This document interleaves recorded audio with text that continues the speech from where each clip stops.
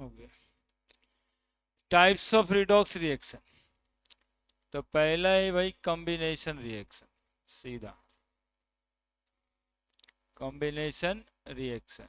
इसका कॉन्सेप्ट बस यही है कि A2 प्लस B2 ये दो मॉलिक्यूल बन कर करके एक मॉलिक्यूल बन जाए, AB, है ना। दूसरा है डिकम्पोजिशन रिएक्शन।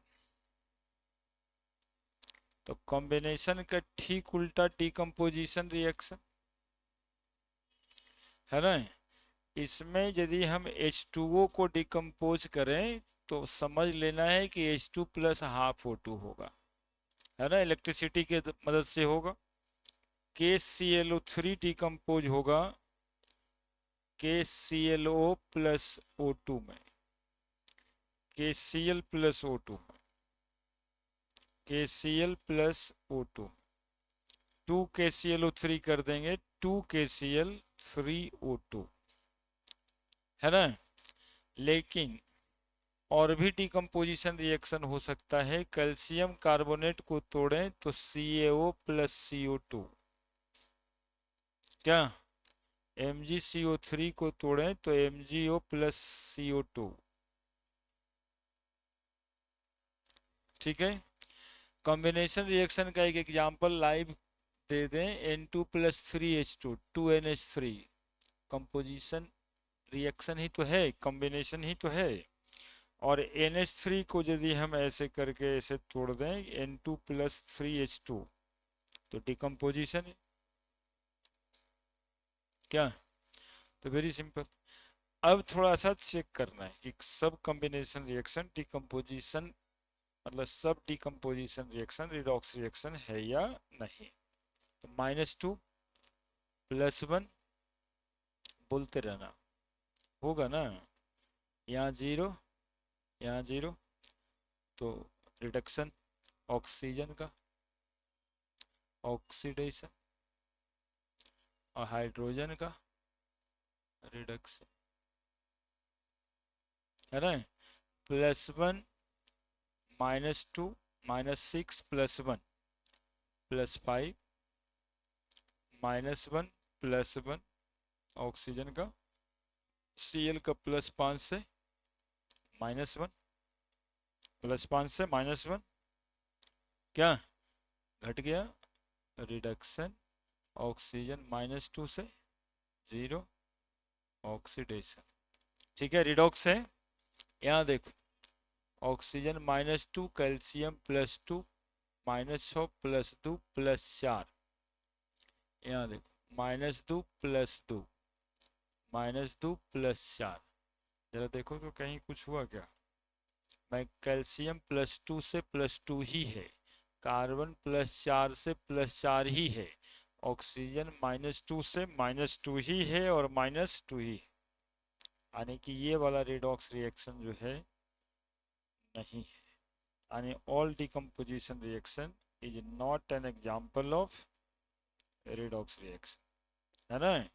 सारा का सारा डिकम्पोजिशन रिएक्शन रिडॉक्स रिएक्शन नहीं हो सकता, क्लियर है। कॉम्बिनेशन और डिकम्पोजिशन जिसमें एक जैसा लगे ना वो सब रिडॉक्स रिएक्शन, ऐसे उसको उल्टा कर करके इसको उल्टा करके वाटर बना दें। लेकिन ये जब CO2 यहाँ से बाहर निकल जाता है तब फिर जोड़ करके कैल्शियम कार्बोनेट नहीं बनाया जा सकता है, ठीक है। तो ऐसा रिएक्शन नॉन रिडॉक्स हो जाएगा, और जिसको कंबाइन कर कर करके आप बना सकते हो और उसको तोड़ भी सकते हो। क्या बोल रहे हैं, समझ में आ रहा है। जिसको जोड़ के सकते हो और साथ में तोड़ भी सकते हो, ये सब रिडॉक्स रिएक्शन का एग्जाम्पल होता है, ठीक है। लेकिन जिसको आप फिर से नहीं बना सकते वो नॉन रिडॉक्स रिएक्शन, यानी all decomposition reaction is all decomposition reaction all decomposition reaction is not the example of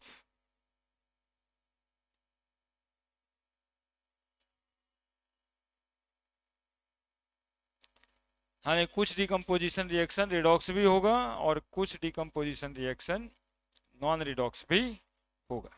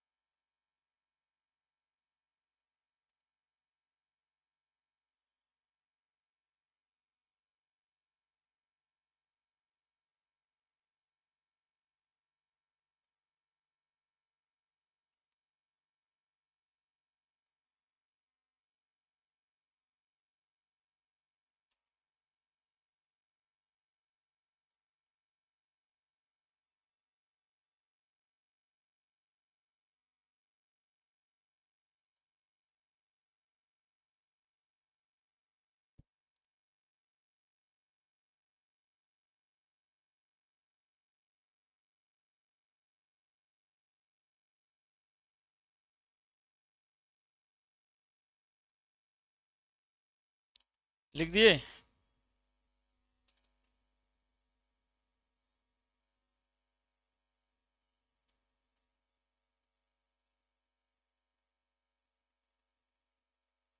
ये वाला भी जोड़ते तो आ ही जाता तुमको। नाइट्रोजन हाइड्रोजन है +1 -3, ये 0, ये 0।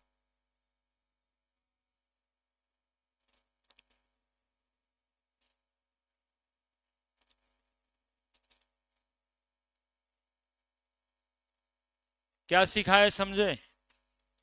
जिसका कॉम्बिनेशन और डिकम्पोजिशन हो जाता है ना, जनरली वो रिडॉक्स होता है। और जिसमें कोई मॉलिक्यूल लॉस हो जाए और फिर से वो बैक जनरली नहीं हो पाए, है ना। हालांकि कहीं कहीं किताब में जब इसका न्यूमेरिकल इक्विलिब्रियम में बनाना रहता है तो ऐसे भी साइन दे देता है, लेकिन इक्विलिब्रियम में ये भी पढ़ना था कि जिसका इक्विलिब्रियम कांस्टेंट 10⁻30 10⁻40 हो जाए तो समझिए कि वो कंप्लीट ही हो गया, है ना। तो ये वैसे ही यदि इक्विलिब्रियम का साइन तो हम हर एक रिएक्शन में पढ़ दे सकते हैं, लेकिन उतना हमेशा दिमाग में रखेंगे तब कि 10⁻30 भी इक्विलिब्रियम कांस्टेंट हो सकता है ना। ऐसे तो जानते हैं हम लोग कि 0 से 10⁻³ से 10⁻+3 तक इक्विलिब्रियम कांस्टेंट का जनरल वैल्यू होता है फॉर ए रिवर्सिबल रिएक्शन। लेकिन किसी का वैल्यू 10⁻30 है, 20 है, इसका मतलब है कि वो इरिवर्सिबल ही है ना। तो यदि इसमें रिवर्सिबल का भी साइन देना होगा हमको तो इक्विलिब्रियम कांस्टेंट कितना पर ले जाएगा ही? 10⁻25-30, है ना। ये कॉन्सेप्ट वैसा ही है, देखो हम समझा देते हैं। इक्विलिब्रियम का 10⁻30-40 वाला कॉन्सेप्ट क्या है? जैसे आटा पीसने जाते हैं हम लोग, गेहूं डालते हैं उसके मशीन में, तो क्या आपने जो गेहूं डाला है उसका हर दाना थोड़े ना पीसा गया है?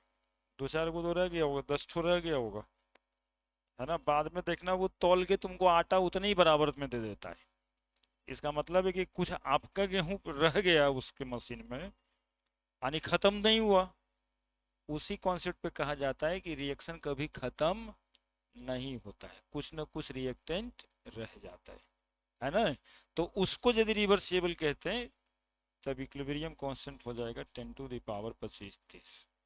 ठीक है, तो ये बात है। नेक्स्ट तीसरा, neutralization reaction non redox reaction ही होता है। ऑल ध्यान दिए कभी? HCl + NaOH NaCl + H2O neutralization reaction है। एक आध वो और लिख लो जो मन करता है आपको, H2SO4 + MgOH2 MgSO4 + H2O। बताओ तो ये रिडॉक्स रिएक्शन है या नहीं है? तो ये नहीं है। -1 + 1 ऑक्सीजन -2, यहाँ देखो -1 + 1 -2 + 1, सल्फेट -2 + 1 -8 + 2 + 6 -1 -2 + 2 -2 + 2 + 6 -2 + 1। देखो किसी का ऑक्सीडेशन नंबर बदला? कहाँ बदला? किसका बदला? तो जानते हैं कॉन्सेप्ट क्या है? All neutralization reaction. All neutralization reaction is the example of non redox reaction. तो which of the following is redox reaction, non redox reaction? है ना? ऐसे कहा जाता है कि सारा रिएक्शन रिडॉक्स रिएक्शन ही होता है, तो हाँ ये सही है कि जिसमें ऑक्सीडेशन होगा उसमें रिडक्शन भी होगा, लेकिन बहुत सारे एग्जाम्पल्स ऐसे भी होते हैं जिसमें ना ऑक्सीडेशन होगा और ना रिडक्शन होगा।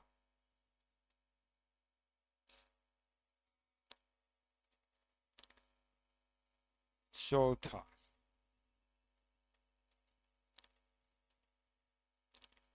Metal displacement reaction.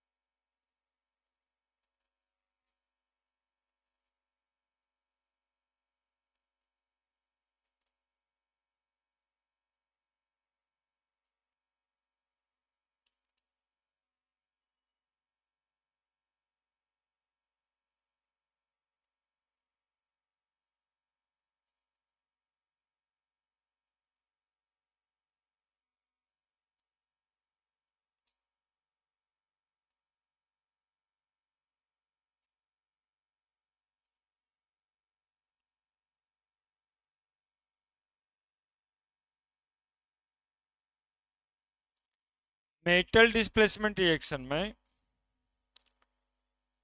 Reactivity series का जो नीचे है उसको उसके साल्ट सॉल्यूशन से ऊपर वाला मेटल डिस्प्लेस कर दे। कहने का मतलब होता है कि more reactive metal displaces less reactive metal from their salt solution.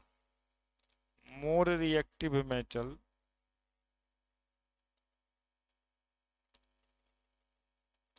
displaces less reactive metal from their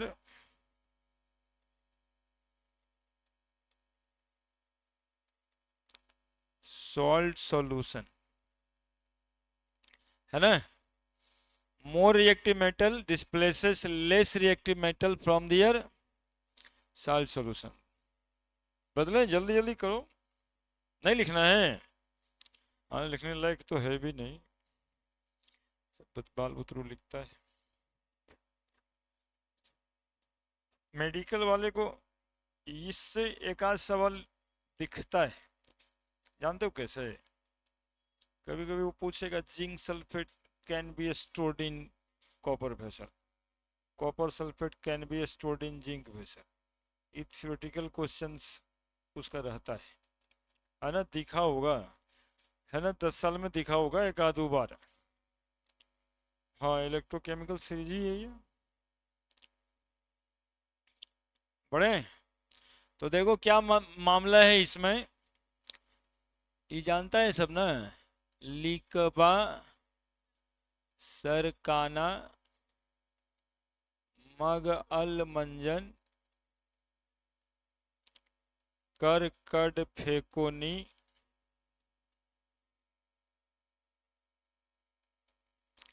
फेकोनी,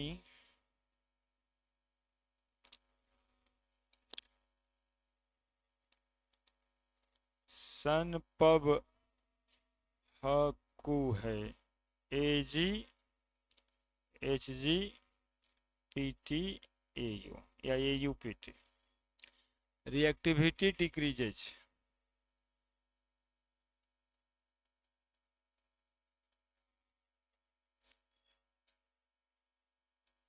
ये रिएक्टिविटी सीरीज है ना, आता है, नहीं तो हिंदी में लिखेंगे हम, रिएक्टिविटी सीरीज है ये। इसमें क्या है कि अब जैसे ऊपर वाला कोई मेटल है अल्युमिनियम और नीचे वाला है ये क्रोमियम, तो chromium oxide Cr2O3 react with aluminium तो बन जाएगा Al2O3 प्लस Cr, है ना। ऊपर वाला अल्युमिनियम नीचे वाले क्रोमियम को उसके ऑक्साइड से डिस्प्लेस कर दिया। सिमिलरली आयरन सल्फेट में हम जिंक रख दें तो क्या रिएक्शन होगा, तो ये डिसीजन यहीं से होता है। तो जिंक देखेंगे हम लोग यहाँ पे, आयरन देखेंगे यहाँ पे, आयरन नीचे है, आयरन का साल्ट है, तो ये बन जाएगा जिंक सल्फेट प्लस आयरन।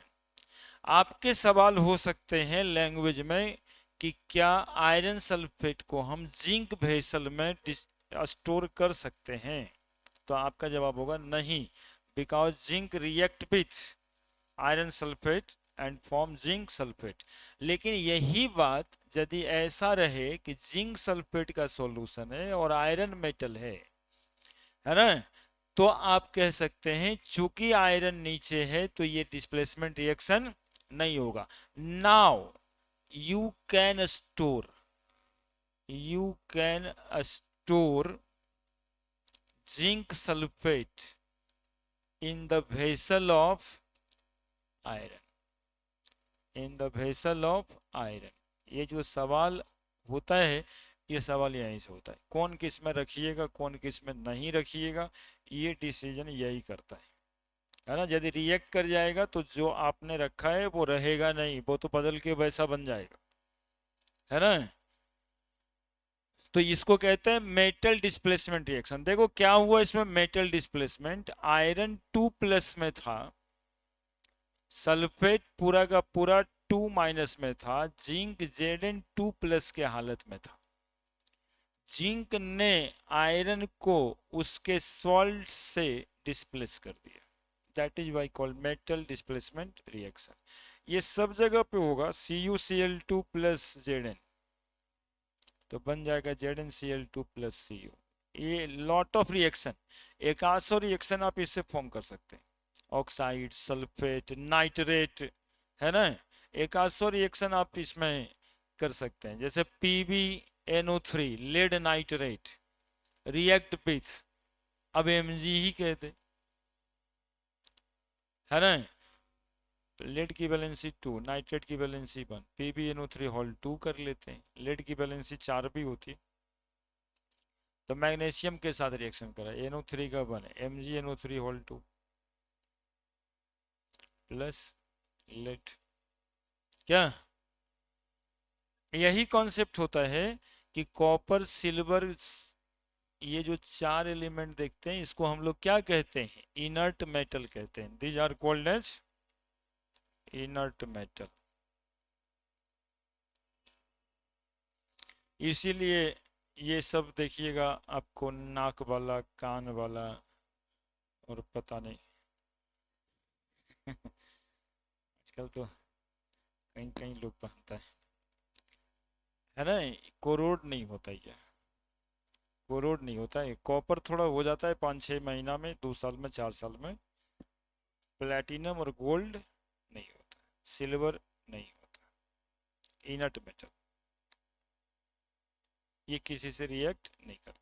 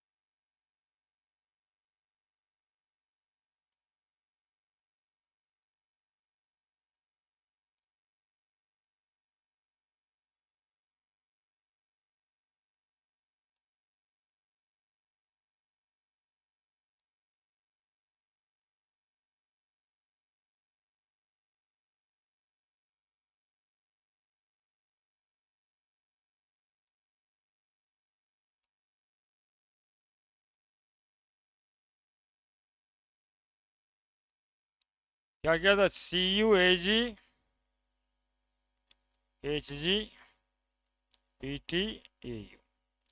ये अंतिम में पता नहीं इतना गड़बड़ा ही जाता है। इतना छोटा तो कर दिए। रिएक्टिविटी सीरीज भी है, इसको इलेक्ट्रोकेमिकल सीरीज भी कहते हैं, इसको एक्टिविटी सीरीज भी कहते हैं, है ना। और ये बहुत ही इंपॉर्टेंट होता है, आपको याद रखना, इसमें कोई दो राय नहीं है, बहुत जगह पे काम आता है। ठीक है। सिमिलरली हाइड्रोजन से ऊपर वाला जितना भी एलिमेंट है, जितना भी मेटल है, ये सब वाटर से हाइड्रोजन गैस डिस्प्लेस कर लेता है। ये सब एसिड से हाइड्रोजन गैस डिस्प्लेस कर लेता है। ठीक है। तो मेटल डिस्प्लेसमेंट रिएक्शन में ही ये सब बातें भी आती है। आगे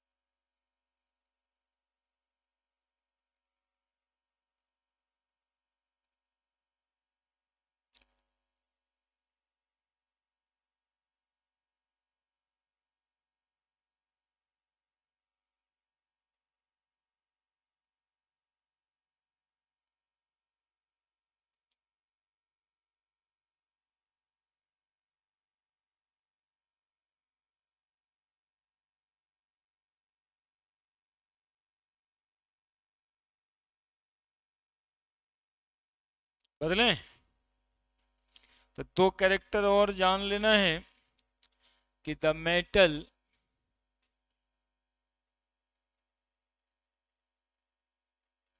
which placed above hydrogen in reactivity series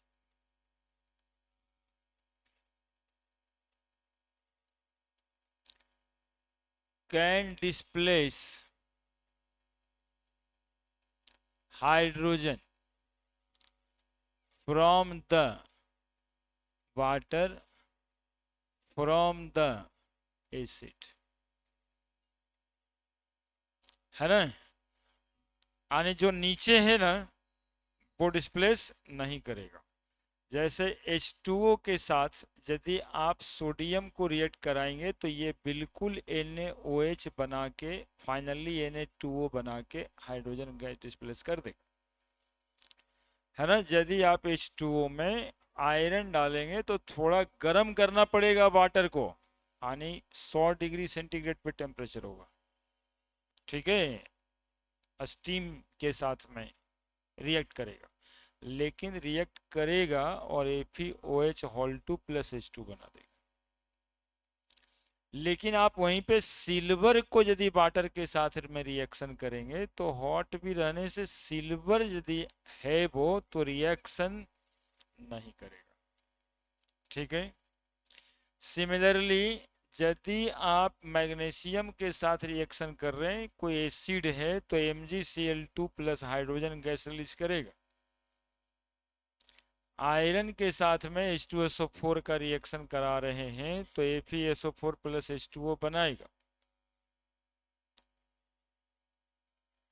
लेकिन आप सिल्वर को यदि आप AgCl के साथ में रिएक्शन करा रहे हैं तो AgCl प्लस हाइड्रोजन जो बनाना है वो नहीं बनेगा, यानी AgCl का फॉर्मेशन नहीं होगा, क्योंकि सिल्वर जो है हाइड्रोजन से नीचे।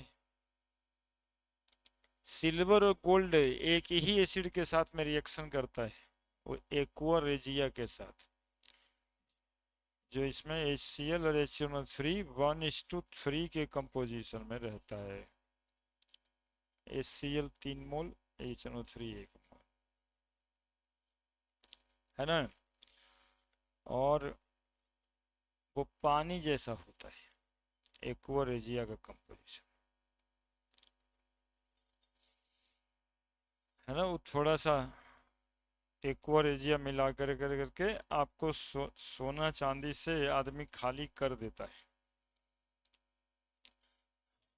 इस शादी ब्याह के काम बच्चियों को ज्यादा देगा ये बात है ना, कि कोई कभी जरूरत में रहते हैं और कोई ठग यदि रहेगा तो एक्वा रेजिया जो पानी जैसा ही सॉल्यूशन होता है, तो आपका जो ओरिजिनल सोना है उसको एक्वा रेजिया में डाल के आपको दिखा देगा कि वो ब्लैक हो गया, थोड़ा सा ही ऊपर से ही होगा। कोरोजन का कंसेप्ट जानते हैं आप? रस्टिंग नहीं जानते, जो हम बताते हैं हम जो बताएंगे वो नहीं जानते। देखिए एक ठो कोरोजन होता है, मतलब एक कॉन्सेप्ट होता है कि ये पूरा कोरोड हो गया मोटाई में, ठीक है। और एक होता है कि लेयर, ऊपर का एक, जैसे इसको ब्लेड से छील दी एक लेयर बनेगा।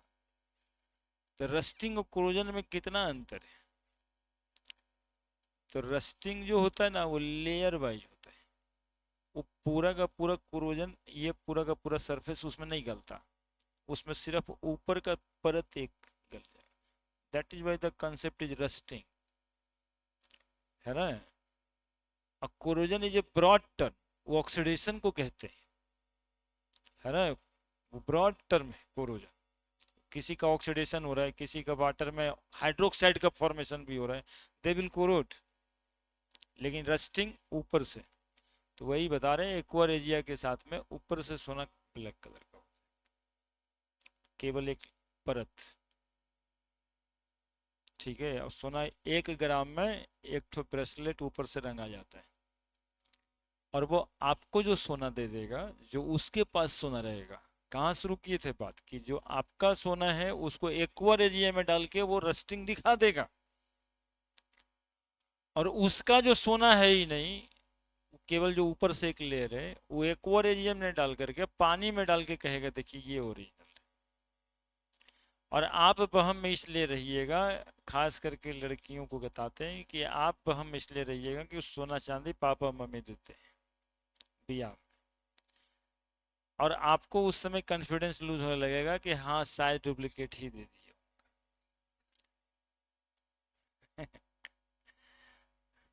ठीक है।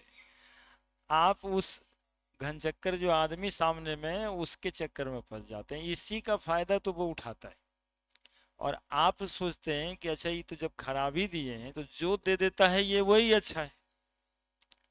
अब उसका दाम वो ऑफर करेगा, वो आपको देख करके ऑफर कर सकता है जितना में आप पट जाए, सोना का दाम तो नहीं देना है। इसके लिए तो वो एक्वारेजिया वाला खेला खेला है, इसलिए वहां पे भी बेयर रखना है ना, कि एक पानी जैसा ही सॉल्यूशन आएगा और एक बहुरूपिया आएगा जो कहेगा ये आपका जो सोना है वो सोना है ही नहीं है, हमारा जो सोना है वो सोना है, जबकि उसका नहीं रहेगा। तो यहाँ पर केमिकल लोचा हो रहा होता है, ये एक्वारेजिया करता है। चूंकि आप भी जानते हैं कि सोना पे वाटर का कोई असर नहीं होता, तो ये भी वाटरी लिक्विड है, लेकिन यदि ये मिला रहता है तो असर होगा, और गोल्ड और सिल्वर भी कोरोड होगा।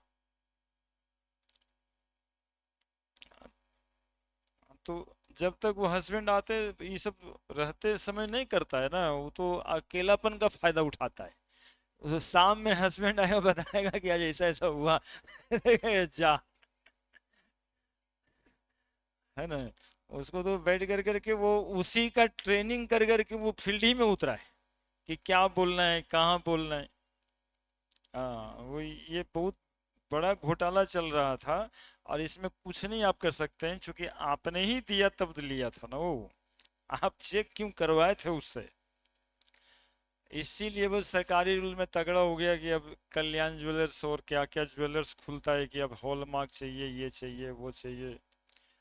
यही यही जो गलतियां था वही, कुछ वहाँ के गांव के जो बेचने वाले लोग हैं वो भी ये कर रहे थे कि लोग जाता है जरूरत में बेचने के लिए तो उसको कहता है क्या कि तो है ही नहीं वो। अब एक कलह, कितना बड़ा कलह है सोचिए, ससुराल घर सब एक हो गया समझिए एक एक दो दिन होते होते तो सब बात निकल के खुल के सामने आ जाएगा। नेक्स्ट। नेक्स्ट। हाँ वो तो ठीक है, वही सब होता है कुछ कुछ। पायल काला पड़ जाता है एक्चुअली में, कोरोजन नहीं, रस्टिंग है ऊपर से, ऊपर का एक layer.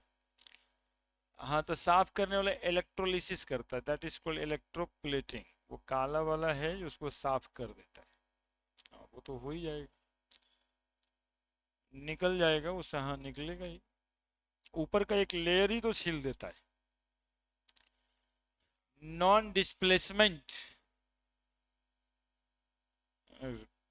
Non metal displacement, non metal displacement reaction. हाँ सही कह रही है, वो 4-5 बार साफ करा दीजिए तो उसी का हो जाएगा सब। है ना। उसको घर ही में साफ करना चाहिए। कॉन्सेप्ट ये है कि बेकिंग सोडा और सर्फ वगैरह जो रहता है उसको घर ही से, हाँ, कोलगेट से गंदगी रहता है ऊपर में वो साफ हो जाएगा। उसके यहाँ जाएंगे तो वो एक लेयर उससे निकाल देगा, और चमक ज्यादा आएगा तो लेयर निकलेगा। Non displacement reaction. Non metal का डिस्प्लेसमेंट रिएक्शन, नॉन मेटल का डिस्प्लेसमेंट रिएक्शन भी इसी तरह का। उसमें एक सीरीज बता देते हैं। आई बारात कल, हनी सिंह, सिंह, फिर से शुरू, है ना। इसमें जो ऊपर है ना वो ज्यादा रिएक्टिव है, नीचे कम रिएक्टिव, यानी रिएक्टिविटी डिक्रीजेस।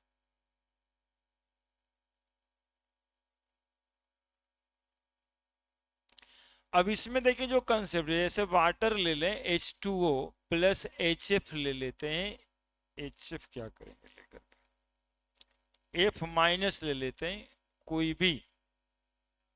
तो देखो यहाँ H2O में H प्लस है और OH माइनस है ना। और ये F माइनस, तो OH, चूंकि रिएक्टिविटी सीरीज में OH और F का पोजिशनिंग देखिए, इसको ऑक्सीडाइजिंग रिड्यूसिंग एजेंट भी कहते हैं। Fluorine is a most strongest oxidizing agent या मोस्ट रिएक्टिव नॉन मेटल। तो बना देगा ये HF प्लस हाफ O2 निकल जाएगा, है ना।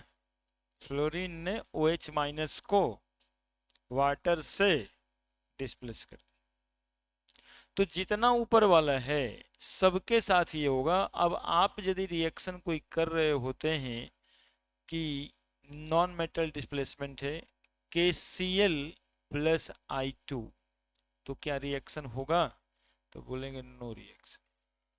लेकिन यही बात यदि Ki प्लस Cl2 रहे तो बन जाएगा KCl प्लस I2। यही बात यदि KBr plus SO4 2 minus H2SO4 ही ले लेते हैं तब हो जाएगा K2SO4 प्लस HBr। यही बात के Cl प्लस HNO3 का जब रिएक्शन आप करा रहे होते हैं तो आपको लिख देना होगा KNO3, है ना, प्लस HCl। ये नॉन मेटालिक डिस्प्लेसमेंट रिएक्शन है। यहां पर क्या किया, Cl को डिस्प्लेस किया है नाइट्रेट आयन, Cl को डिस्प्लेस किया है कौन, nitrate ion, that is non metal displacement reaction. और ये सब रिडॉक्स रिएक्शन ही है। Cl पे -1, पोटेशियम पे +1, I2 पे 0, I पे -1 +1, Cl2 पे 0, ये -1 ये +1 और ये 0।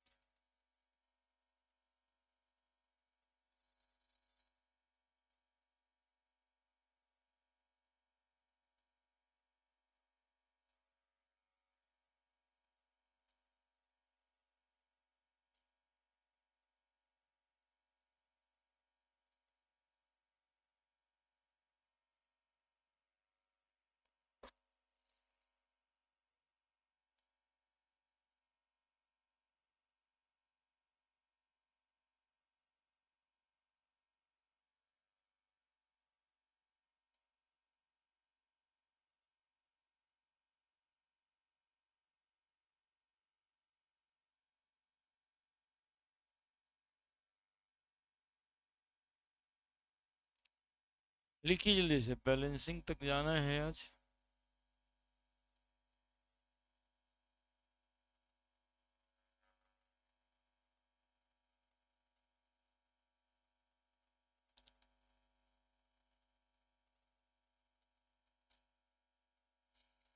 तो मेटल डिस्प्लेसमेंट रिएक्शन और non metal displacement reaction is the example of redox reaction. ये सब रेडॉक्स रिएक्शन ही है। एक रिएक्शन होता है डबल डिस्प्लेसमेंट रिएक्शन, और वो एग्जांपल होता है नॉन रेडॉक्स रिएक्शन। पढ़े? डबल डिस्प्लेसमेंट रिएक्शन,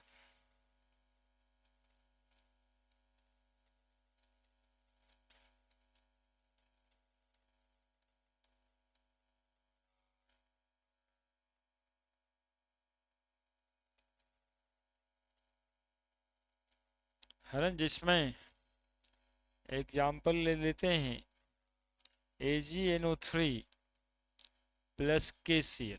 देखो इसमें कंफ्यूजन रहता है कि किसके साथ कौन रहता है। अभी जो सीरीज आप पढ़े, आपने देखा कि पोटेशियम ज़्यादा रिएक्टिव है सिल्वर से, और नाइट्रेट आयन ज़्यादा रिएक्टिव है क्लोराइड आयन से। तो देखिए यहाँ पर क्या लग रहा है, कुछ अटपटा सा लग रहा है कि Ag प्लस लेस इलेक्ट्रोपॉजिटिव है, जबकि पोटेशियम ज़्यादा इलेक्ट्रोपॉजिटिव है। नाइट्रेट आयन ज़्यादा इलेक्ट्रोनेगेटिव है, ज़्यादा रिएक्टिव है, Cl माइनस कम रिएक्टिव है। तो ज़्यादा के साथ कम रिएक्टिव, कम रिएक्टिव के साथ ज़्यादा रिएक्टिव।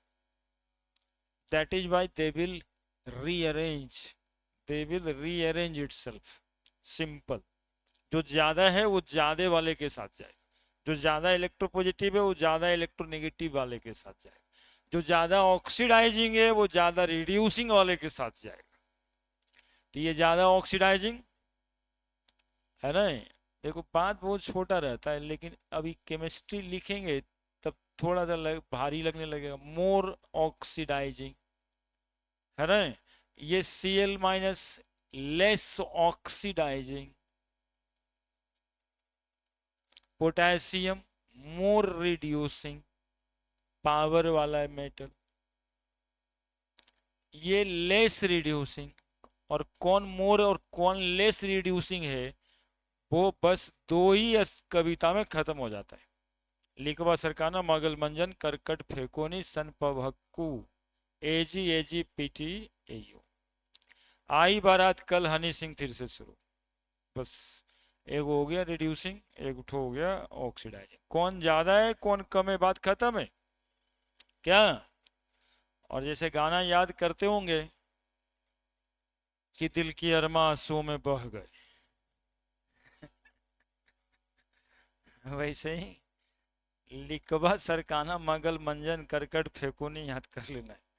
और क्या, तो क्या बन गया बताइए, क्या बन गया। अब रीअरेंज करिएगा तो जो मोर है वो मोर वाले के साथ जाएगा, तो मोर ऑक्सीडाइजिंग NO3 मोर रिड्यूसिंग, तो बन जाएगा यहाँ पे KNO3 प्लस AgCl का प्रेसिपिटेट।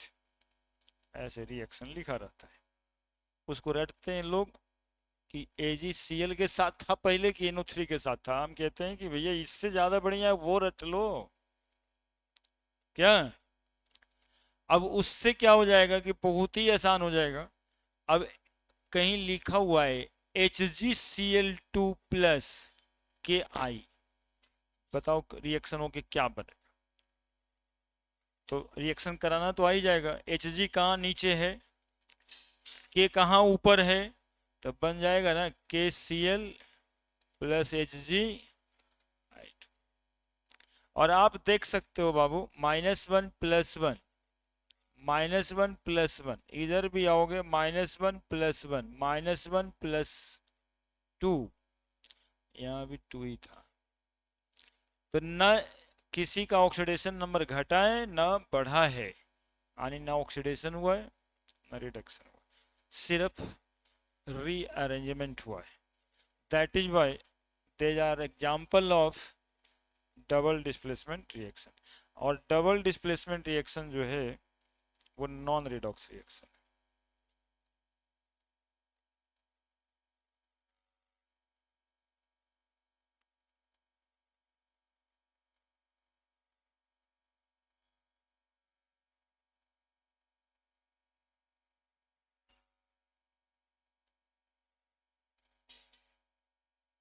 यही सब कॉन्सेप्ट को लेकर करके ना कभी कभी विच of the following is correct reaction लिखा रहता है, which of the following is can occur लिखा रहता है, अभी जो फॉलोइंग कैन नॉट अकर लिखा रहता है, 3-4 रिएक्शन दे दिया रहता है। तो एक्चुअली में वो इसमें कॉन्सेप्ट रहता है, और नॉर्मल बच्चा समझता है रिएक्शन सब याद करना पड़ेगा तब अगले साल आएंगे फिर से परीक्षा देंगे। वो कहीं नो याद नहीं होने वाला है रिएक्शन, क्या अभी 200 रिएक्शन आप लिख सकते हैं।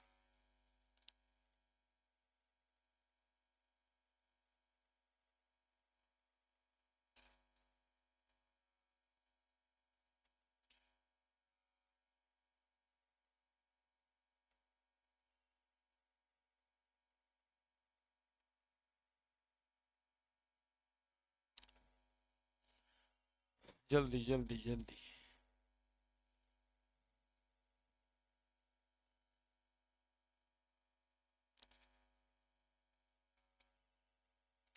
रिडॉक्स का आज ही का काम है। अब एक और रिएक्शन होता है जिसको बोलते हैं डिस्प्रोपोर्शनेशन रिएक्शन, डिस्प्रोपोर्शनेशन रिएक्शन। चलिए जानते सब हैं क्या, एक रिएक्शन लिख के बता दें। H2O2 सबसे common reaction, H2O plus O2। एक आध को रिएक्शन बीच में पढ़ाए भी होंगे, 2-4-5 एग्जाम्पल दिए। ये जो कॉमन है सबसे ज्यादा, ये रिएक्शन ही डिस्प्रोपोर्शनेशन रिएक्शन है। देखिए इसका पूरा मतलब क्या है। डिस का मतलब डिफरेंट। देखिए रिएक्शन का मतलब ही क्या है। डिस के बाद जरा पढ़िए यहाँ पे क्या लिखा है, बस इतना ही बात है। डिफरेंट प्रोपोर्शन में एक ही मॉलिक्यूल का ऑक्सीडेशन और रिडक्शन है ना। Same molecule undergoing oxidation and reduction in different proportion during the reaction. जैसे 100 मॉलिक्यूल लिए तो 80 मॉलिक्यूल का ऑक्सीडेशन, 20 मॉलिक्यूल का रिडक्शन, बात खत्म है ना। रिएक्शन को कह देंगे डिस्प्रोपोर्शनेशन रिएक्शन। देखिए इसमें क्या हुआ होगा, तो ये -1 ये +1, ये -2 ये +1 और ये 0। ऑक्सीजन -1 से -2 हुआ, रिडक्शन हुआ। ऑक्सीजन -1 से 0 हो गया, ऑक्सीडेशन हो गया। क्या एक ही मॉलिक्यूल का ऑक्सीडेशन, एक ही मॉलिक्यूल का रिडक्शन, ठीक है। इसमें वैसे ही एटम्स जाते हैं जिसके ऑक्सीडेशन नंबर बढ़ भी सकते हैं और घट भी सकते हैं। यदि सिर्फ बढ़ सकते तो नहीं जाएगा डिस्प्रपोर्शन, यदि सिर्फ घट सकता है तो डिस्प्रपोर्शन में नहीं जाएगा। जिसका घट भी सकता है और बढ़ भी सकता है। Reaction in which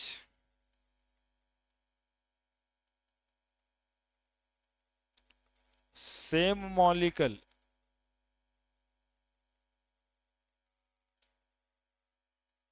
undergoing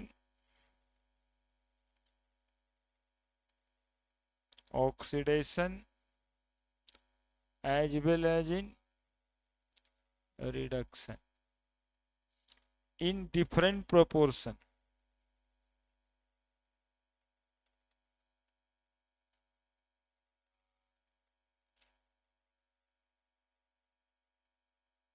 different proportion को ही कहते हैं disproportionation reaction.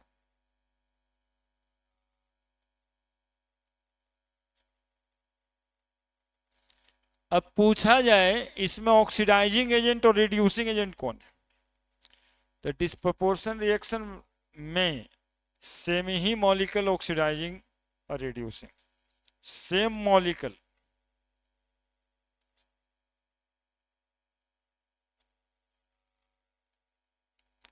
act as oxidizing as well as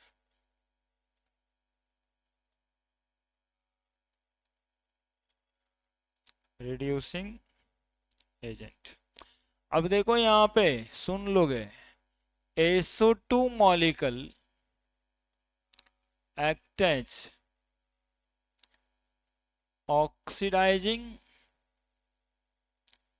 as well as reducing agent। Example दिए, while SO3 molecule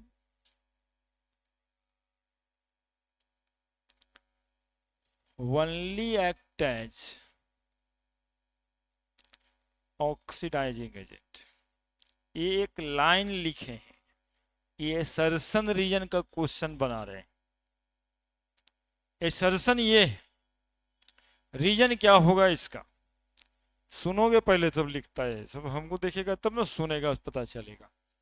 SO2 में सल्फर का ऑक्सीडेशन नंबर +4 है, जो कि इंक्रीज करके +6 हो सकता है और डिक्रीज करके +2 भी हो सकता है, ठीक है। लेकिन SO3 में ये संभावना नहीं है। SO3 में ये संभावना नहीं है, ऐसे ये +6 में है और सल्फर का ऑक्सीडेशन नंबर +6 से ज्यादा बढ़ के कुछ नहीं हो सकता है, मैक्सिमम है। तो इसका सिर्फ घट के S पे +4 भी हो सकता है, +2 भी हो सकता है। और यदि किसी रिएक्शन में सल्फर का ऑक्सीडेशन नंबर 6 से 4 और 2 होगा तो सल्फर का होगा रिडक्शन, और SO3 मॉलिक्यूल जो है वो कहलाएगा ऑक्सीडाइजिंग एजेंट। लेकिन SO2 में सल्फर का ऑक्सीडेशन नंबर +4 है, जो बढ़ के +6 होगा तो फेनोमेनन होगा oxidation. At this time SO2 molecule act as a reducing agent. और जब इसका होगा रिडक्शन, तो 4 से हो गया 2 और 2 हुआ तो रिडक्शन हुआ, और रिडक्शन हुआ तो एक्ट एज। तो रीजन यहाँ था कि हम कारण बताएंगे कि सल्फर का ऑक्सीडेशन नंबर बढ़ भी सकता है और घट भी सकता है। That is why SO2 molecule act as a oxidizing as well as reducing agent. और किसी भी मॉलिक्यूल के लिए ये लिखा जाता है, या आपको पूछता है कि which of the following molecule is में act as oxidizing reducing agent, आप सिर्फ अपने पे विश्वास करते हैं, इसलिए आप अपनी यादाश्त पे मजबूर करेंगे कि हम तो याद ही नहीं किए थे, है ना। लेकिन यदि कॉन्सेप्ट पे विश्वास करते हैं तो कॉन्सेप्ट यहां से ही आ रहा है, आप सिर्फ ढूंढना है उसमें आपको कि कौन सा मॉलिक्यूल इस चारों में है जिसका ऑक्सीडेशन नंबर घट भी सकता है और बढ़ भी सकता है ना। जैसे 2 होता नहीं तो 0 ही हो जाता, लेकिन घट ही ना सकता है, सिर्फ -2 हो जाएगा सल्फर का ऑक्सीडेशन नंबर, सब कुछ हो जाएगा, लेकिन 6 से ज्यादा 8 तो नहीं होगा ना कभी। तो ऐसा मॉलिक्यूल जिसका ऑक्सीडेशन नंबर और ना बढ़े वो ऑक्सीडाइजिंग एजेंट, और वो कभी भी डिस्प्रोपोर्शनेशन रिएक्शन में नहीं जाएगा। अब पूछ रहा है आपको कि विच of the following molecule is undergoing disproportionation reaction. तो आपको देखना क्या है, मॉलिक्यूल का नाम याद नहीं रखना है कि कौन जाता था कौन नहीं जाता था, आपको देखना है वो चारों में जो दिया है वो मॉलिक्यूल में सेंट्रल एटम कहाँ पे मैक्सिमम ऑक्सीडेशन नंबर में है। जहां पे वो मैक्सिमम ऑक्सीडेशन नंबर में मिल जाए वो मॉलिक्यूल डिस्प्रोपोर्शनेशन रिएक्शन में नहीं जाएगा, ठीक है। अब यही बतवा का दूसरा स्टेटमेंट है कि SO2 मॉलिक्यूल डिस्प्रोपोर्शनेट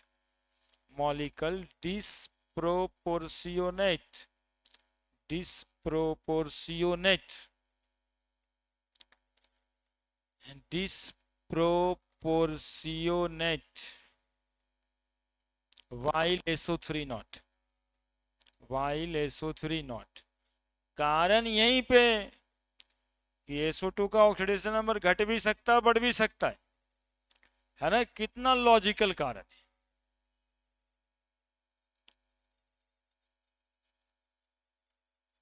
यही सब तो आ रहा है आजकल, यही सब आ रहा है, ऐसे ही कॉन्सेप्ट वाला क्वेश्चन।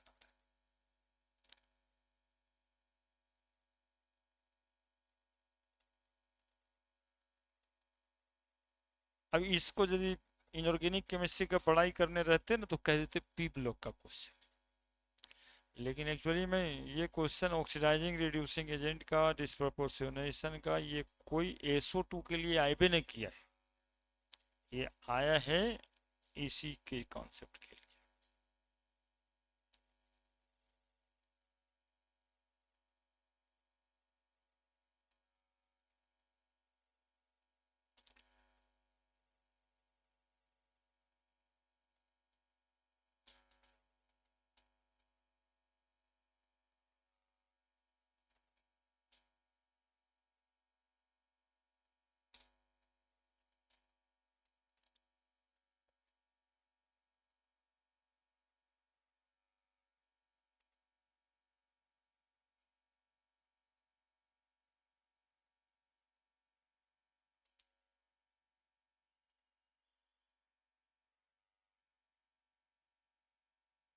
जिसका ऑक्सीडेशन नंबर घट बढ़ सकता है वो डिस्प्रपोर्शनेशन में जाएगा, वो ऑक्सीडाइजिंग और रिड्यूसिंग एजेंट दोनों के जैसा बिहेव करेगा। और जिसका ऑक्सीडेशन नंबर सिर्फ घट ही सकता है वो ऑक्सीडाइजिंग एजेंट ही होगा हमेशा। और जब कभी किसी का बढ़ ही सिर्फ सकता है तब जो है वो रिड्यूसिंग एजेंट हो जाए।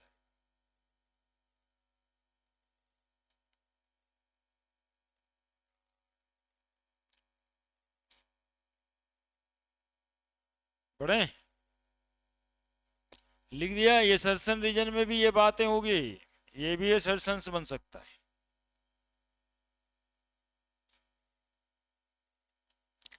अब हम आपसे पूछेंगे ये कि which of the following molecule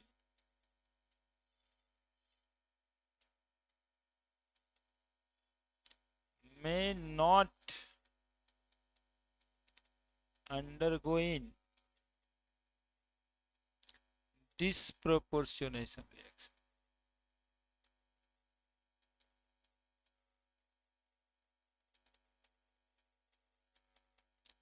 option A HClO, B HClO2, C HClO3, D HClO4। क्या है जवाब?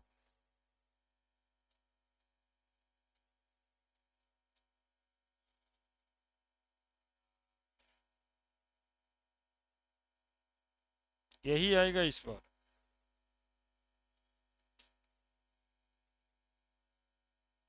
ऑप्शन डी, चूंकि इसका +7 है ना, इसका चूंकि +7।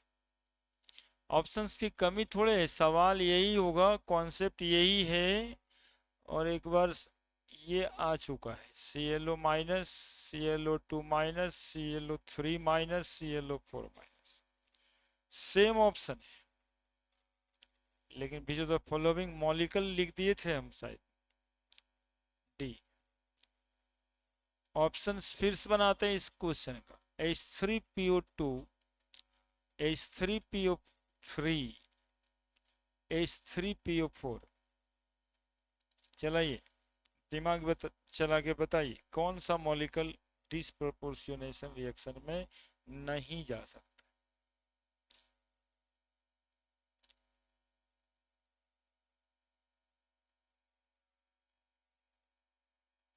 ऑप्शन दे रहे हैं, समझ रहे हैं ना, मतलब अलग अलग क्वेश्चंस हो गया।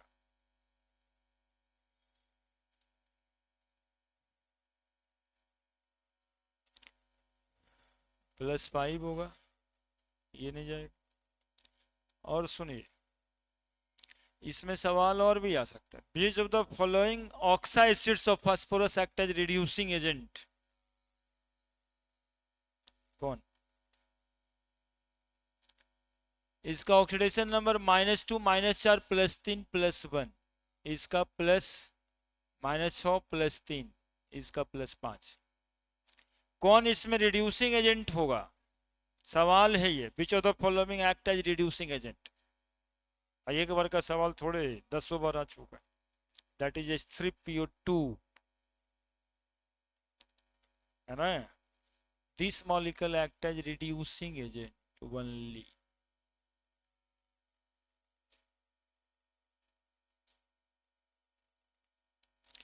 कौन सा molecule oxidizing agent? Only oxidizing agent. कौन सा molecule may behave like oxidizing as well reducing agent? Act as oxidizing as well as reducing agent.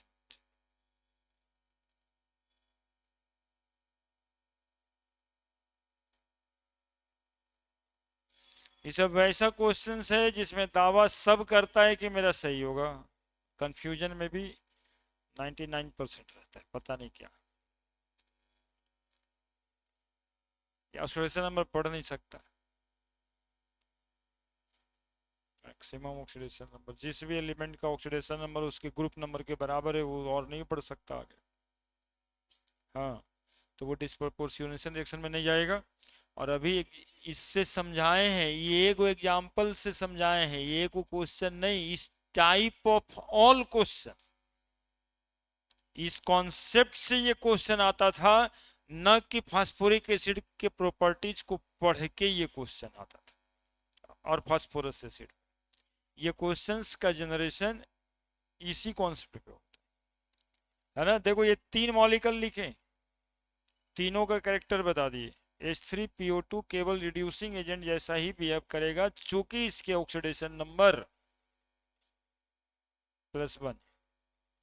ये ऑक्सीडाइजिंग एजेंट होगा, सिर्फ इसके रिडक्शन ही हो सकते हैं, है ना। +7 तो होगा नहीं इसके आगे, ठीक है।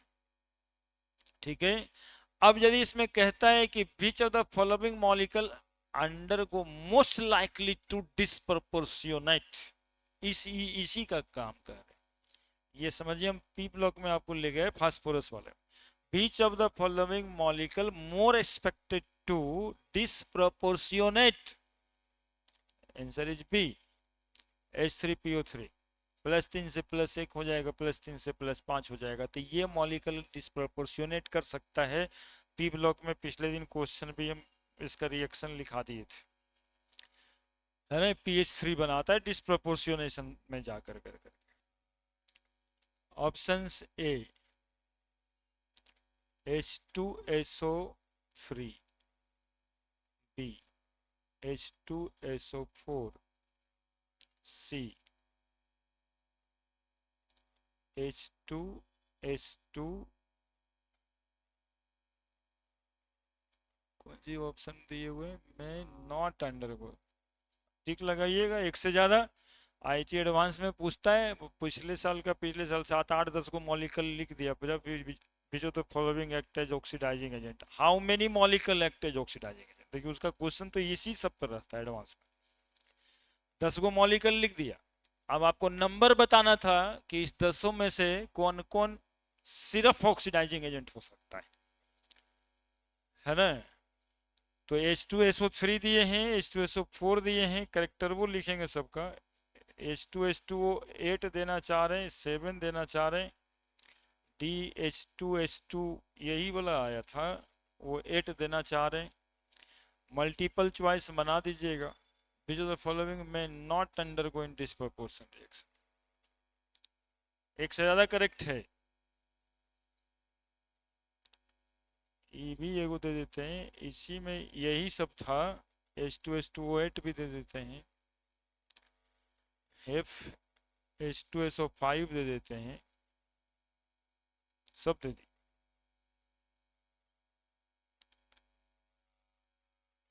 देखिए कौन, अच्छा दो बार, इसको मिटा देते हैं, बैलेंसिंग बताना है,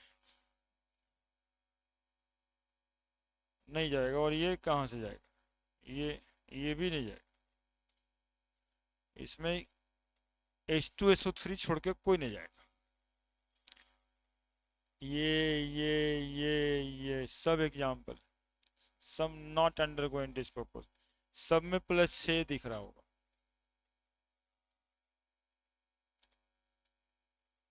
है ना।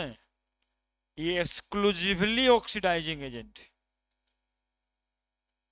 ये भी ऑक्सीडाइजिंग एजेंट,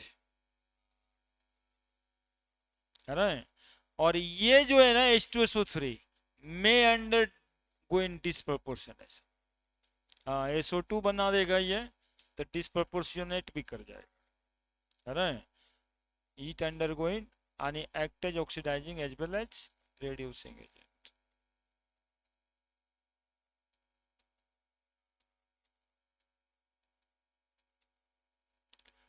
+4 है तो +2 भी होगा, +6 भी हो सकता है, ठीक है। तो इतना सारा कंसेप्ट था इसमें।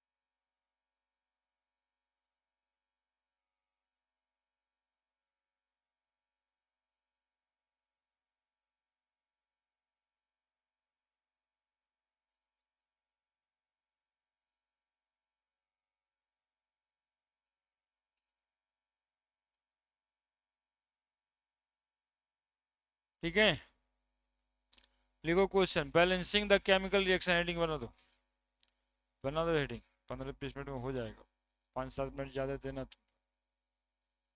लिखो हेडिंग बना दो, balancing the redox reaction. Rules आप लोग को लिखाने की जरूरत होगी नहीं, बैलेंस करके हम दिखाते हैं, सिखाते हैं।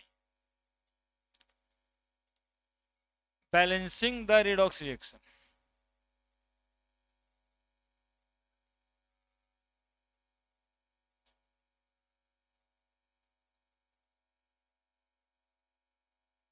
+6, 8 आता होगा, 2 घटा दो 6 आ जाए।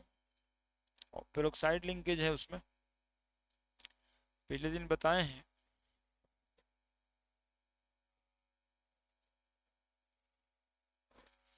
वैसा ही तो है H2S2O8 वाला भी, पिछले दिन कहानी हुआ इस पे। Right the net ionic equation, balancing बता रहे हैं अब, हाँ क्वेश्चंस कर कर करके बैलेंस करना सिखाएंगे। Balancing the net ionic equation,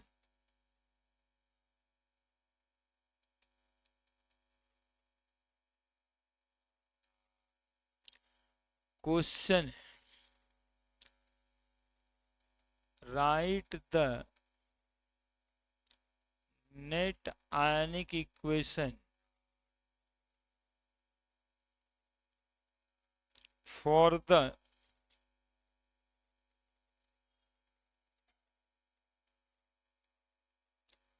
reaction of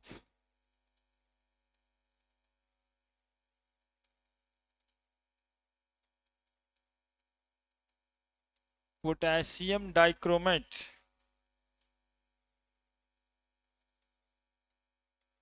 with sodium sulfite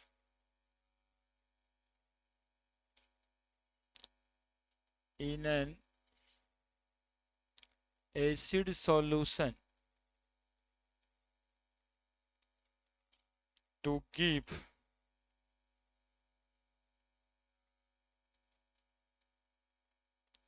chromium 3 ion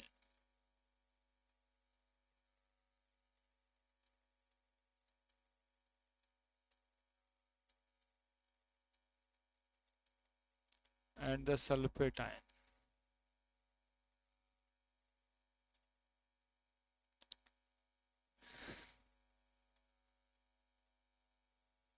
Write the net ionic equation of potassium dichromate and sodium sulfite in an acid solution to give chromium 3 ion and sulfate ion. सुनोगे बिना late किए हुए, समझाना हमको है, rule सब समझोगे। 4-5 ठो नियम होता है, 4-5 नियम में ऊपर के 1-2 नियम तो वैसे ही, तीसरा चौथा नियम से जाकर के इंपॉर्टेंट बात होता है। थोड़ा सा सुन लेना 2 मिनट। पहला काम, रिएक्शन जो क्वेश्चंस लिखेगा उसको आयनिक फॉर्म में लिखना होता है, या मोस्ट ऑफ द केस में ये पहला काम आपको दिया रहेगा जिस लेवल में आप हैं। नहीं, रिएक्शन ही लिख देता है, ये तो थोड़ा सा उससे कम लेवल वाला है तो अपना रिएक्शन भी लिखिए। तो रिएक्शन आयनिक फॉर्म में लिखा हुआ मिलेगा।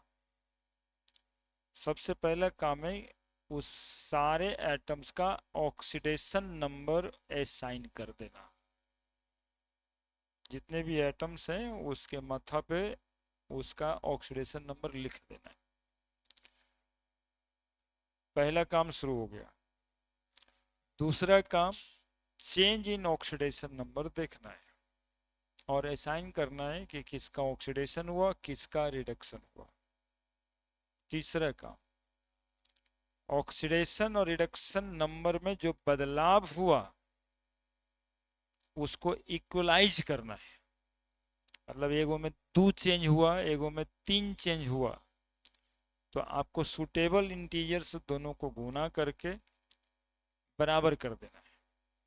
जैसे 2 से चेंज हुआ तो 3 गुना कर देंगे, 3 दूनी 6 हो जाएगा। जिसमें 3 चेंज हुआ उसमें 2 गुना कर देंगे तो वो भी 6 हो जाएगा।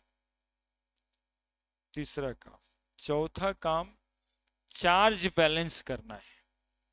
मतलब चार्ज टोटल ऑन रिएक्टेंट बराबर चार्ज टोटल ऑन प्रोडक्ट, या हो सकता है दोनों तरफ न्यूट्रल हो जाए, इधर भी चार्ज नहीं उधर भी चार्ज नहीं। लेकिन यदि उधर 8 पॉजिटिव तो इधर भी 8 पॉजिटिव, यदि उधर 6 नेगेटिव तो इधर भी 6 नेगेटिव। चार्ज बैलेंस करते ही सारे एटम बैलेंस हो जाएंगे, ऑक्सीजन और हाइड्रोजन को छोड़ के। सिर्फ ऑक्सीजन और हाइड्रोजन को बैलेंस करने का नियम है ऑक्सीजन कि जितना ऑक्सीजन आपको एक साइड में दिखे उतना ही वाटर मॉलिक्यूल अपोजिट साइड में जोड़ दीजिए एसिडिक मीडियम में। ठीक है, बेसिक मीडियम में OH- जोड़ दीजिए। ठीक है, अब एक तरफ ऑक्सीजन को बराबर करने के लिए दूसरे तरफ आपने वाटर जोड़ा है, तो वाटर में तो हाइड्रोजन भी आ गया होगा, तो required number of hydrogen opposite side में जोड़ के बराबर कर दीजिए। ठीक है, तो सारा इक्वेशन बैलेंस हो जाएगा। This is a method of balancing the chemical reaction by oxidation number method. ठीक है, और एक दूसरा मेथड होता है हाफ रिएक्शन मेथड, उसकी जरूरत आप लोग को शायद है ही नहीं। ऑक्सीडेशन नंबर मेथड से ही बैलेंस कर देना है ना, एक स्प्लिट करके रिएक्शन बैलेंस करना, उसमें और लफड़ा ज़्यादा ही है। तो ये वाला जो है ना नॉर्मली सीख लीजिए कि कैसे कैसे करना है। एक तो बोल करके बात आपके दिमाग में हम दिए, क्या कहता था, potassium dichromate. Potassium dichromate molecule को आप आयनिक फॉर्म में लिखते हैं कैसे, रिप्रेजेंटेटिव एलिमेंट को डिस्प्लेस कर देना रहता है। आयनिक रिएक्शन में लिखने का तरीका है कि जो रिप्रेजेंटेटिव एलिमेंट है यानी S ब्लॉक का मेटल को आप रिमूव कर दीजिए, और रिमूव करने का सेंस ये होता है कि यहाँ पोटेशियम नहीं होता तो सोडियम भी हो सकता था, बराबर है बात। रुबिडियम, सीजियम कुछ भी हो सकता था, एक ही बात है ना। तो केवल सोडियम या पोटेशियम के लिए क्यों पढ़ेंगे, सबके लिए पढ़ लीजिए, इसलिए उसको हटाते हैं, और कोई ज्यादा मकसद नहीं। तो हो गया आपका Cr2O7 2-। सोडियम सल्फाइड आयनिक लिखना है, सल्फाइड लिखेंगे, सोडियम रिमूव कर देंगे, SO3 2-। क्या बना इधर, chromium 3 ion, chromium 3+ sulphate 2-, sulphate ion, है ना। ठीक है, सल्फाइड हो गया, सल्फेट हो गया, क्रोमियम हो गया। ये सब क्या ऑक्सीडेशन नंबर है, बोले नहीं सर ये तो चार्ज है, ये रहेगा। ऑक्सीडेशन नंबर इसके अंदर होता है -2। ठीक है, तो यहां पे कितना लिखें तो बराबर हो जाएगा +6। क्या नहीं समझे क्या, 2x - 14 बराबर -2, 2x बराबर -2 + 14 इक्वल टू 12, x बराबर +6। ठीक है, सल्फर -2 -6, x -6 बराबर -2 +6 बराबर +4। सल्फर पे +4, सल्फर पे +6। ऑक्सीडेशन नंबर लिखे, ऑक्सीडेशन नंबर और चार्ज लिखने में बस उतना ही के अंतर है। क्या 2 माइनस और -2, 2 माइनस लिखे मतलब पूरे पे 2 माइनस चार्ज, और ऑक्सीजन पे -2 लिखे मतलब सिर्फ ऑक्सीजन पे -2। नाउ इसके बाद हम लोग क्रोमियम +6 से +3 हुआ, दैट इज रिडक्शन हुआ, और सल्फर +4 से +6 हुआ, ऑक्सीडेशन हुआ। लिख दिए, चेंज इन ऑक्सीडेशन नंबर 3 हुआ, चेंज इन ऑक्सीडेशन नंबर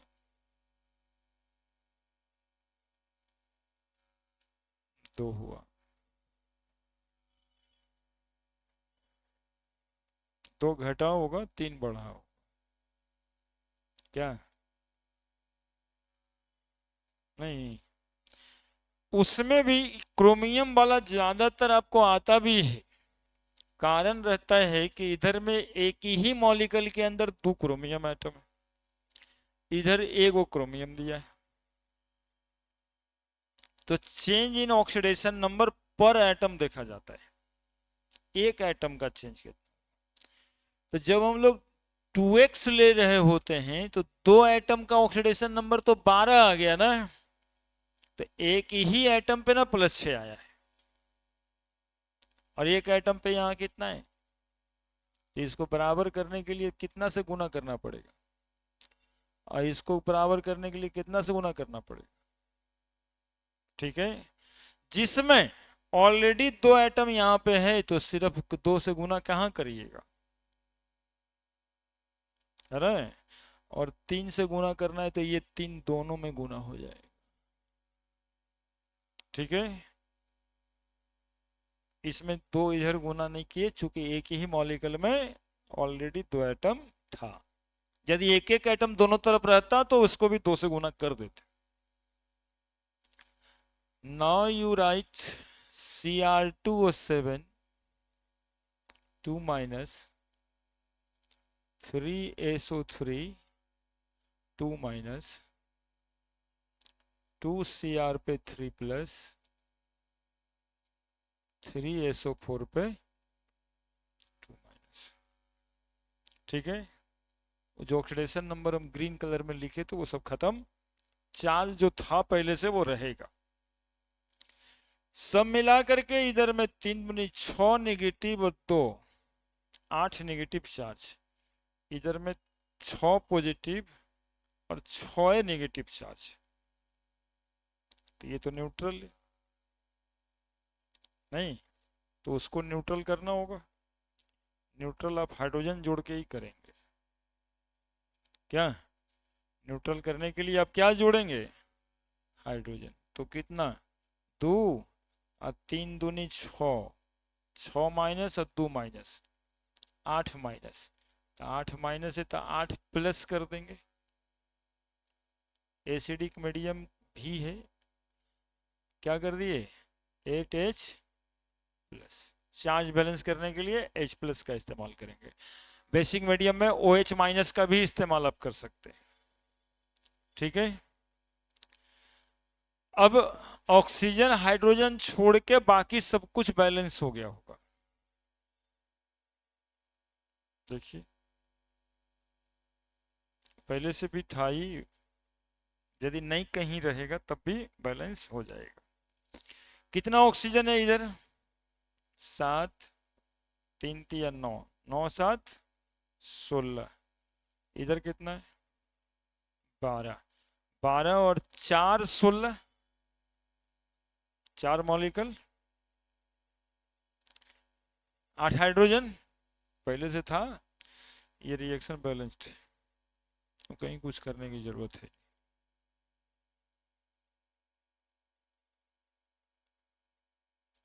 यही इतना सा बात। चार्ज बैलेंसिंग, तो उसके बाद ऑक्सीजन को वाटर जोड़ के बैलेंस कर देना।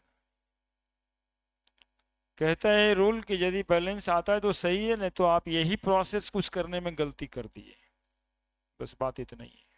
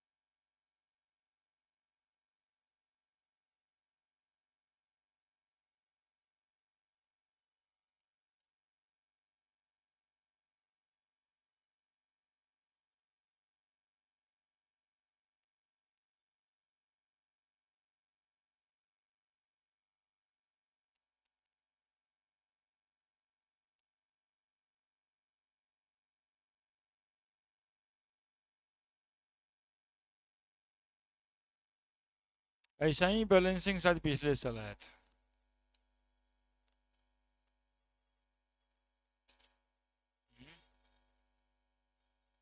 यही आया था।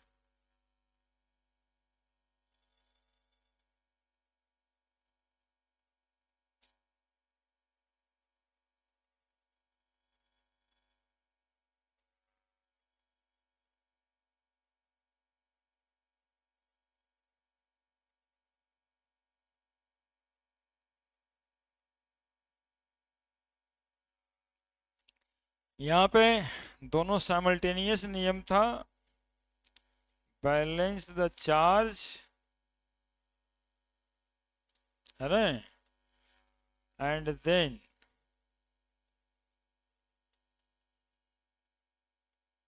ऑक्सीजन। बस और क्या। चार्ज बैलेंस करने के लिए कैसे चार्ज बैलेंस करेंगे, एडिंग H प्लस, है ना, और हाइड्रोजन का संख्या बढ़ेगा इसलिए अपोजिट साइड में वाटर। समझने के लिए समझ सकते थे ऐसे भी कि 8H प्लस इधर जोड़े तो बिना ऑक्सीजन जोड़े हुए उधर 4 मॉलिक्यूल वाटर जोड़ देते हाइड्रोजन को बैलेंस करने, तो ऑक्सीजन अपने आप ही बैलेंस होता। जल्दी एक मॉलिक्यूल और देंगे, बेसिक मीडियम वाला। नियम इतना ही होता है, उलझने के लिए कितना भी अपने सोच के उलझते रहो तो उलझते रहो।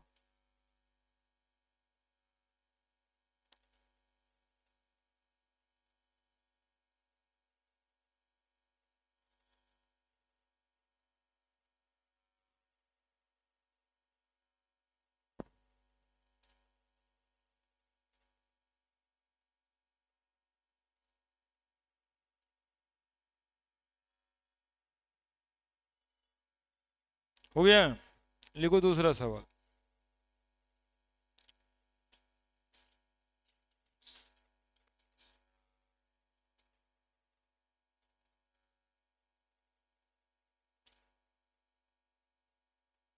पर मैग्नेट आयन MnO4 माइनस, पर manganate ion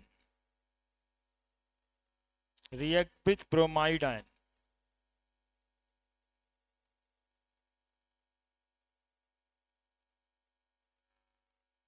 in basic medium, in basic medium to give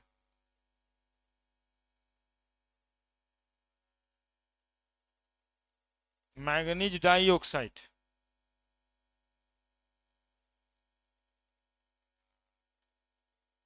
and bromate ion, bromate BrO3 minus and bromate ion BrO3 minus. Write the balanced chemical equation. Write the balanced chemical ionic equation. Write the balanced ionic equation.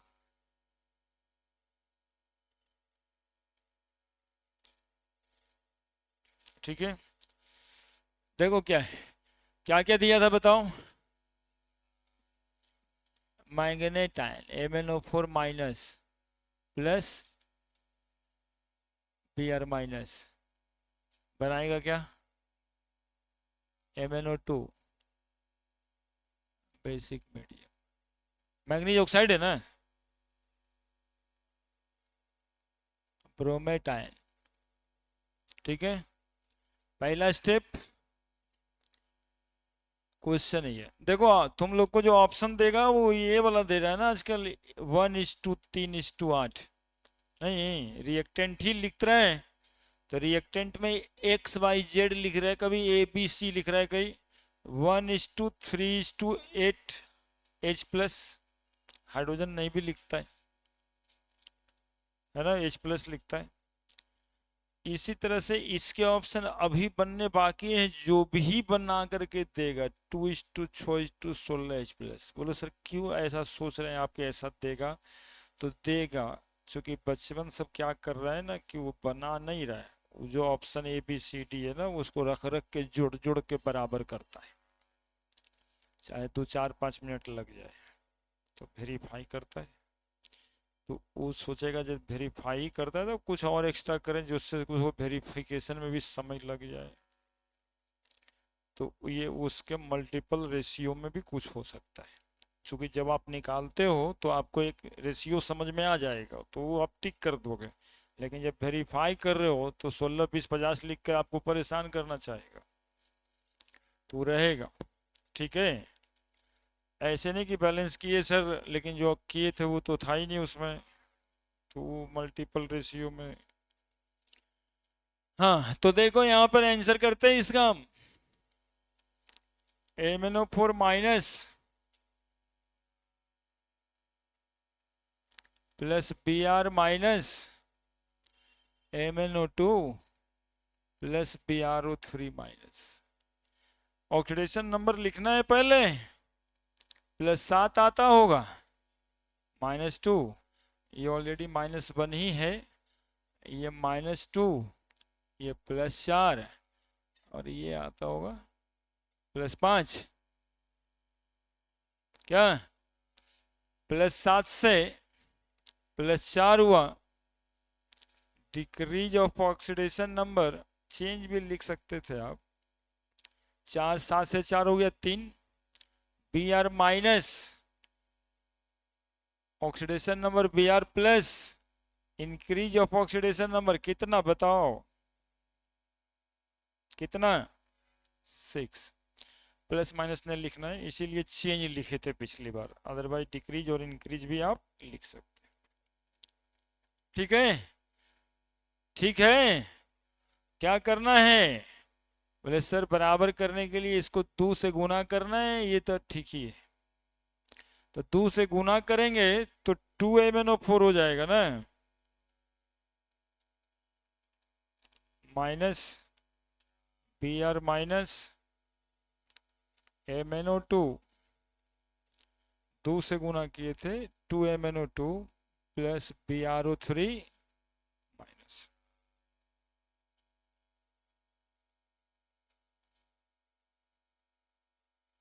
ठीक है, ठीक है, क्या लेके आए, सिर्फ 2। Charge balance करिए, charge balance करिए, चार्ज बैलेंस कर, बेसिक मीडियम में रिएक्शन हो रहा है, तो चार्ज बैलेंस करने के लिए क्या उपयोग करना है,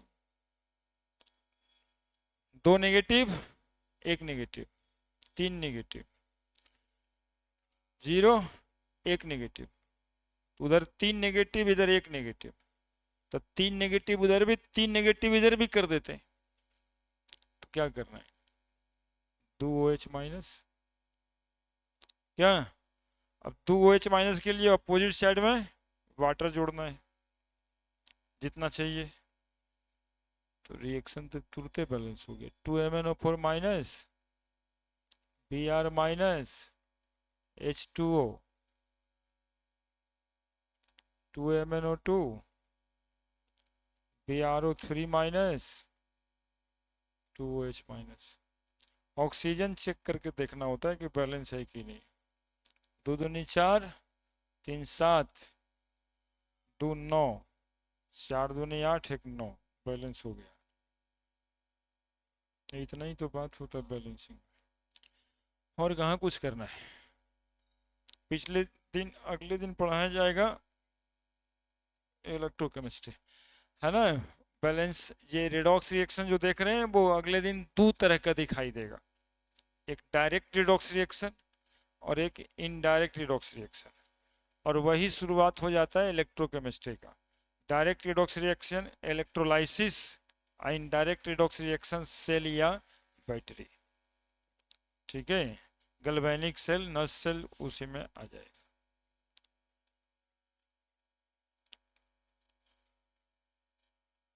कल होगा, अगला दिन यानी मंडे को।